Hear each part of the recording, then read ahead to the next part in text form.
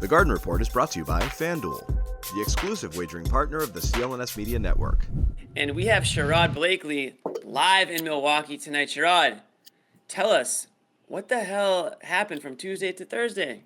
Dude, I don't know what they put in like their sports drinks or water, but they need to like bottle that and carry it to every game. They were a different kind of team. Their focus was much greater. The effort was significantly greater.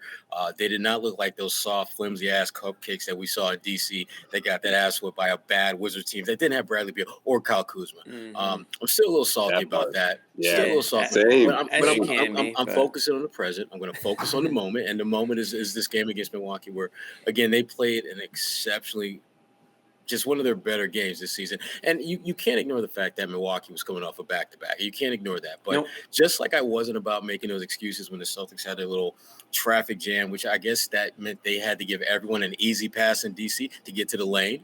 I'm not going to give Milwaukee an excuse that they played it a back-to-back. You did this, right?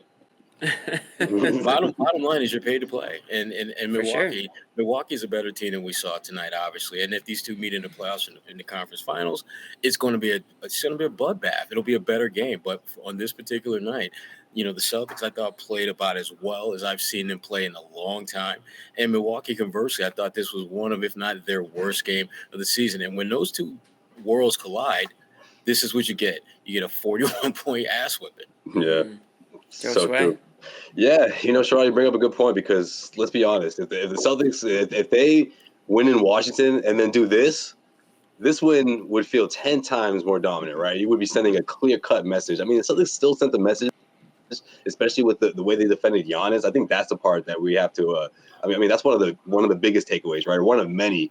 Robert Williams having a big chunk of that, I think, is significant as well. But you also see what Jason Tatum and Jaylen Brown do. I mean, look, this is what we expect the Celtics to do in terms of them responding after a performance like that. That's just what history has told us before.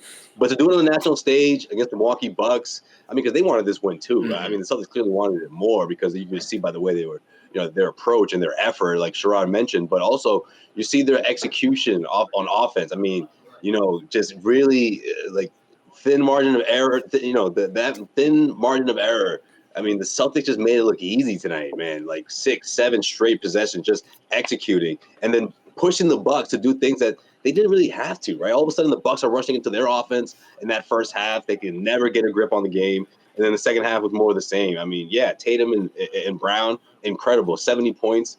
At one point, they outscored the entire Bucks team. I mean, that's how dominant they can be. Obviously, we know that. But to do it against this Bucks team, even on the second half of back-to-back, it's good. It's great. But if this was another win right after coming out of that game against the Wizards, again, it would have been it's an unfortunate opportunity that they missed out. The Garden Report is brought to you by FanDuel. Sign up at FanDuel.com/Boston and get in on the action with $200 in bonus bets guaranteed when you place your first $5 bet.